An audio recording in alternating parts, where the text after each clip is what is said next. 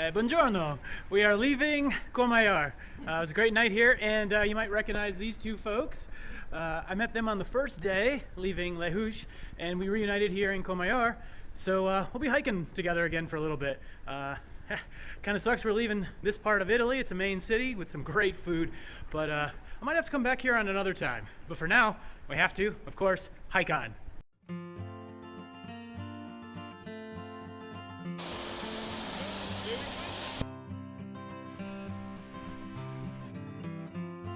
Arrivederci, Courmayeur.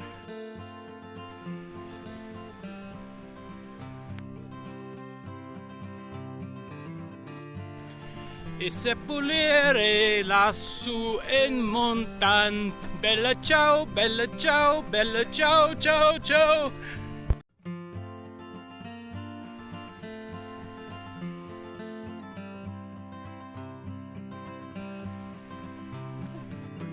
We've arrived here at the refuge. Bonatti, Refuge Bonatti, but it's closed for the season. That's one of the drawbacks of being later in the season is some things may be closed. But the trail family is all here, so what are we gonna do? We're gonna eat. And what am I having? Yep, cheese and couscous. Oh hey, always have a backup plan.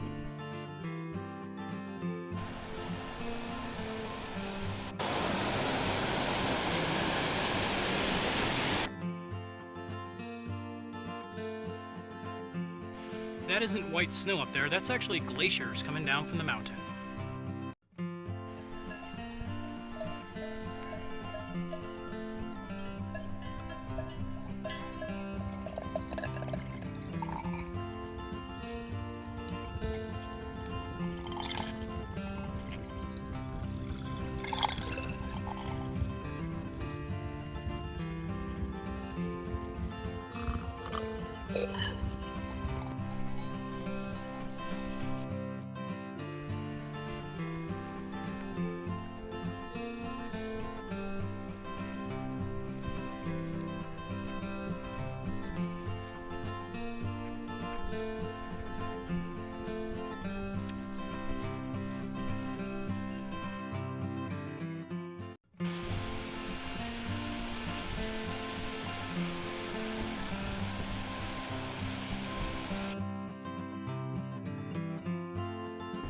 There's supposed to be an amazing view here at 2,536 meters, but the clouds never got the memo. But that's life when you live your life with your head in the clouds.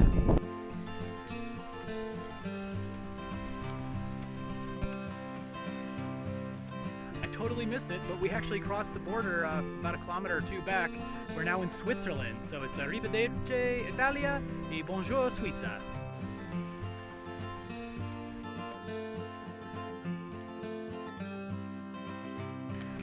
One of the things about hiking the Tour de Mont Blanc this late in the season is that a lot of the refuges are actually closed just because it's the end of the season.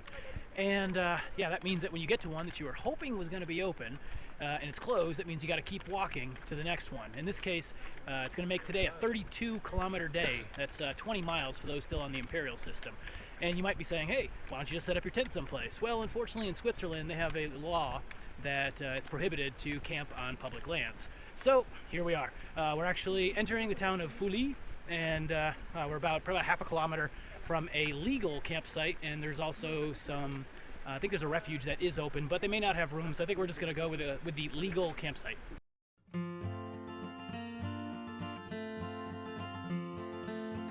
Hey, good morning. Well, camping last night was a little colder than in a refuge, but it was still pretty good. And look at this amazing view behind us. Now today, maybe another long day. We're looking at possibly doing a variant, which has some advantages because you don't have to go down and then back up from valleys, but it's a little more technical. But we'll make that decision when we get to it.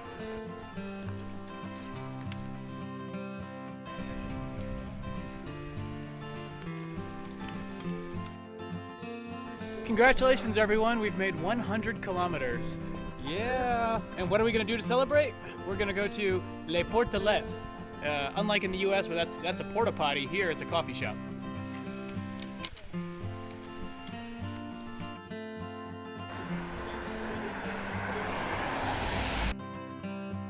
Looks like we've got a cave here. I wonder what's inside.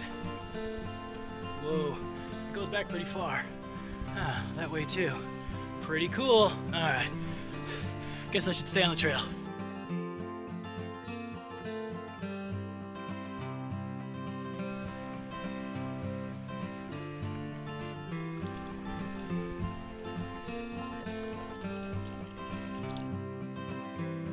I love these little towns. They have little shops, and yes, you can get quiche. Yes, and real men still eat quiche. Here, just outside the town of Champec, Switzerland, the Tour de Mont Blanc goes that way. But we're taking the variant. And for some reason, this variant actually has more ups and downs. It'll be fun.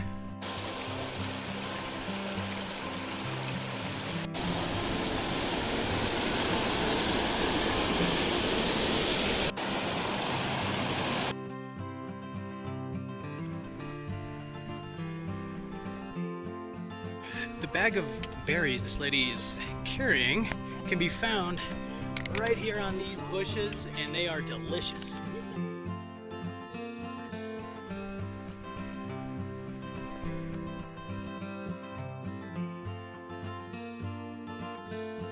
These blue fruits are really giving me a lot of energy.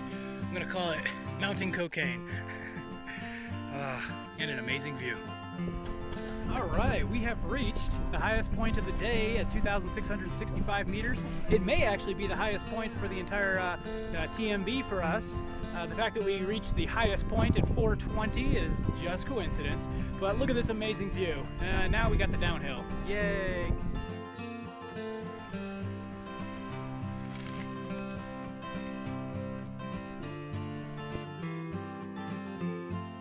Be careful, buddy. I hear they like to eat your legs around here. And the trail provides wild raspberries. Yummy! Well, here we have proof that the local animals like the local berries also. The alpenglow is beautiful, but as our team has found out, there's a refuge here, but it's closed. End of season. Hey, good evening. Yep, it's after dark, and we are camping again. Actually, I'm sorry, we are not camping. We are bivouacking, which apparently there's some difference. Bivouacking is when you put your tent up after dark, and then you break it right before sunrise, and that's legal, but camping is not. I guess it's some kind of technicality, but either way, today was about a 28-kilometer day. Had a great day. I loved all that bouldering, going up that mountain and that pass. It was amazing. Yeah, so I'm actually in my tent again, and hey, I love it. So all right, good night.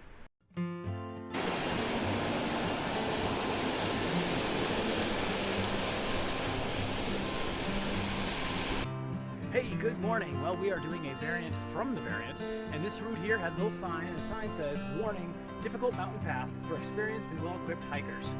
It talks about using handrails and you may die. So, cool, sounds like fun.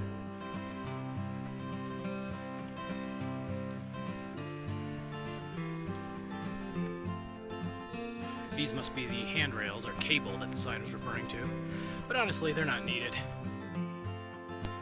High up on the mountain here, we found a refuge, and the refuge caretakers are actually still there. There were no guests, but they're there, and they have food for us. The caretakers picked the wild berries that we were eating earlier and make little tarts out of them. And perfect for the mountain, you can get some soup. I chose minestrone with a side of bread and some meat. Yum!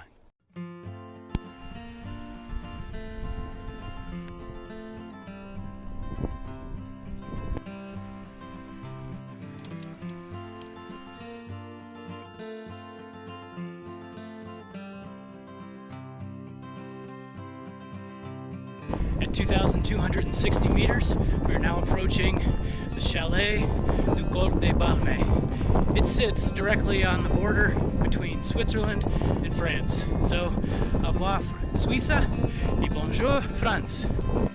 And finally, here at the col, after 6 days of hiking, right above Chamonix, we've got Mont Blanc. Yes, we just went around the entire massif. Well, almost all the way around. We still have to get down into Chamonix Valley. The menu is quite extensive, but the soup du jour, that sounds delicious. I'll have that.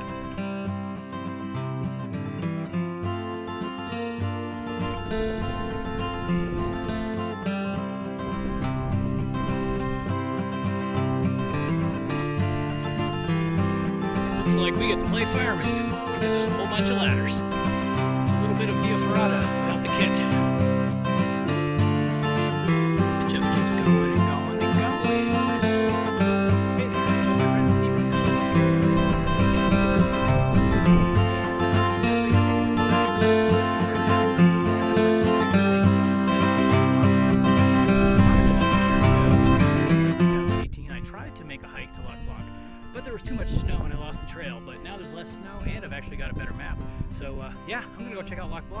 hopefully meet up with my friends before sunset.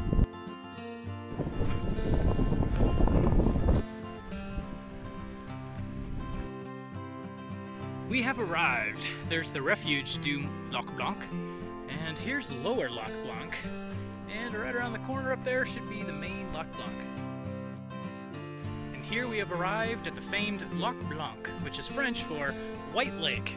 It's fed from the snow and glaciers that are above those mountains, but I gotta be honest with you, if it's called White Lake, it's kind of a light green lake. But I'm out of water, and the refuge doesn't have water. They just have like beer and soda. And while those do sound nice, I need water. So I'm gonna filter some of this water and drink it on down. Okay, now to head down to La Flégère, if I'm pronouncing that correctly. Should be about an hour. Meet up with my friends, hopefully. If not, I'll find a place to crash.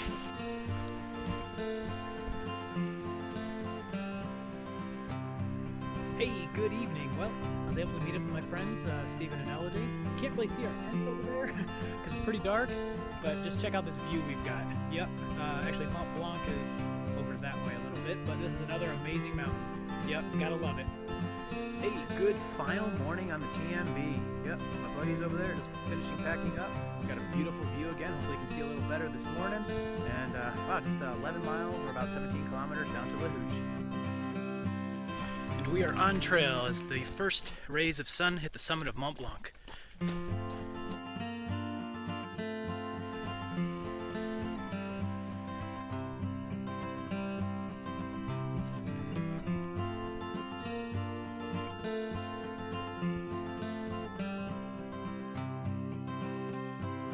This section of trail is a little dry with water, but I'm teaching Stephen and Elodie how to use iodine tablets to purify stagnant water.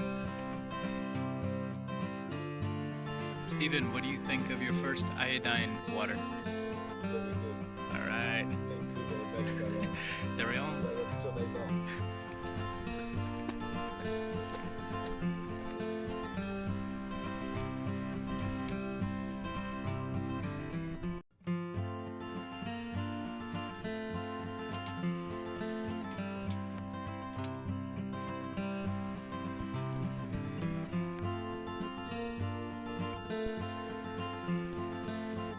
We are in the nature reserve, and there's a lot of things you can't do, such as paragliding, drone use, trash use. I thought this was vomiting at first, but that's actually no pick flowers, no dogs, and no camping, but in the bottom, except bivouacking from 7 p.m. to 9 a.m.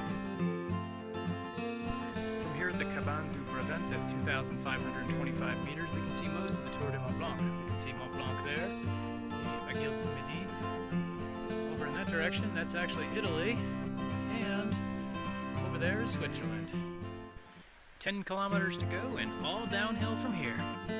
Paragliding. Now that's definitely a variant I could get used to. This little waterfall is the first good source of natural flowing water since Switzerland. Not only do the signs say we're getting closer, but you can start to see signs of civilization.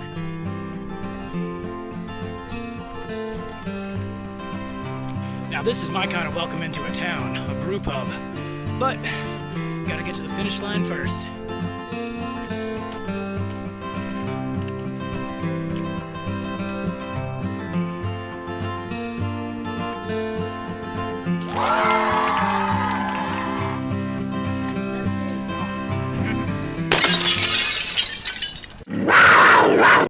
Hey everyone, thanks so much for following along on this journey on the Tour de Mont Blanc. It was an amazing trip, and while it was a shorter distance than most of the usual through hiking I do, it was still a great experience.